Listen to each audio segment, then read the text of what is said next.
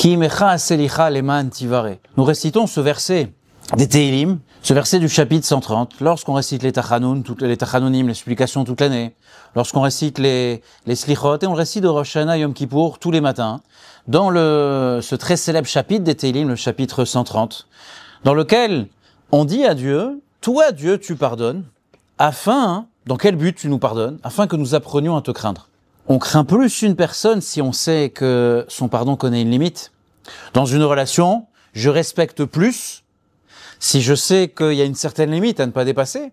La logique de ce verset, la logique de la phrase du roi David, elle est a priori contre-intuitive. Ceux qui pardonnent sont moins craints. Ils sont pas plus craints, ils sont moins craints. Si vous êtes du genre à trop pardonner, alors on va venir à moins vous craindre, à moins vous respecter. Le roi David nous dit non. Ki mecha selicha leman tivare. Cependant, c'est auprès de toi qu'est le pardon. Pourquoi? Afin que tu sois craint. L'Admour Hazaken, l'auteur du Tanya, nous donne une image. On va essayer de l'adapter un petit peu. Et on va essayer d'utiliser cette image à ce que cette image soit, pour nous, le tremplin de la préparation durant ce magnifique mois de Elul, au fait de Rosh Hashanah et de Yom Kippour, de notre retour et de notre présence auprès d'Akadosh Baruch Hu. Alors imaginez-vous un homme, ou une femme, qui emprunte beaucoup d'argent, des millions de dollars, des millions d'euros à la banque. Cette personne est pleine de projets, d'investissements. Elle rêve d'un rendement incroyable qui l'attend. Tout est sur le papier, tout est là. Il n'y a aucune raison que ça ne fonctionne pas. Et malheureusement, la crise passe par là. La seule chose que cette personne peut faire maintenant, c'est quoi? C'est de réciter le Kaddish sur ses investissements. Il doit énormément d'argent à la banque. Il n'a plus rien, plus un sou. Alors, il est convoqué à la banque où il empruntait cet argent. Et l'Admour Hazaken dit, il y a deux sortes de conseillers. Bon, c'est pas ces mots, mais il y a deux sortes de conseillers à la banque. Il y a une première catégorie qui s'adresse à l'emprunteur et qui lui dit, monsieur, madame, vous nous devez tant et tant d'argent, tant et tant d'intérêts, et tant d'argent et tant de retard. Notre bonhomme, il regarde le banquier et lui dit, écoutez, impossible, je n'ai rien, tout est tombé à l'eau. Et là, le banquier lui dit, mais monsieur, on peut rien faire pour vous. On va saisir votre maison, vos avoirs, votre voiture. Et l'homme craque, il sort en pleurant. Il sait plus quoi faire. La banque continue à exiger.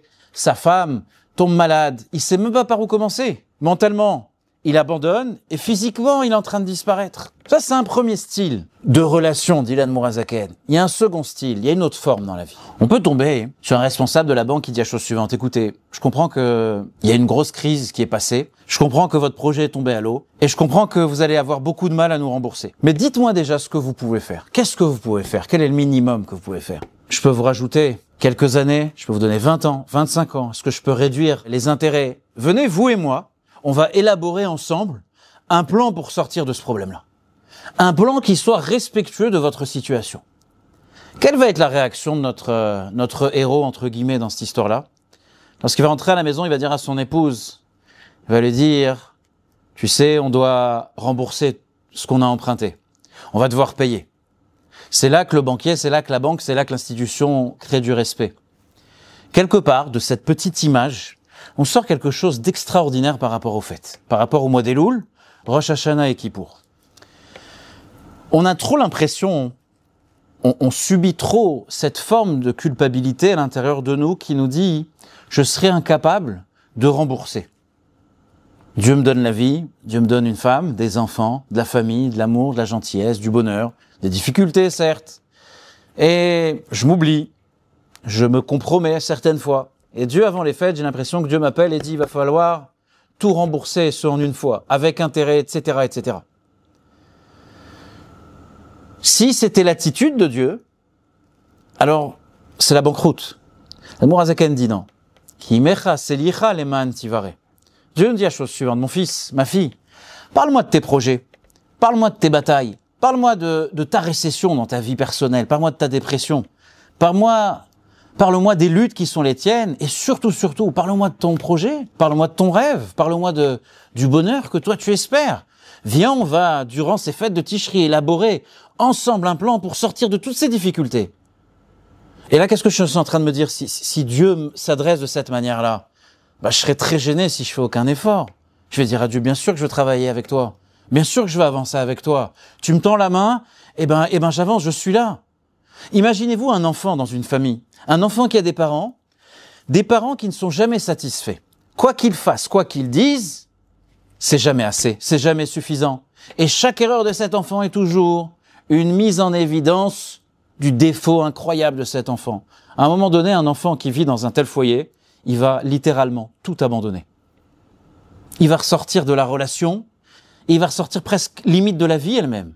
Pourquoi ? Parce que si j'ai aucun espoir de réussir, alors pourquoi essayer ?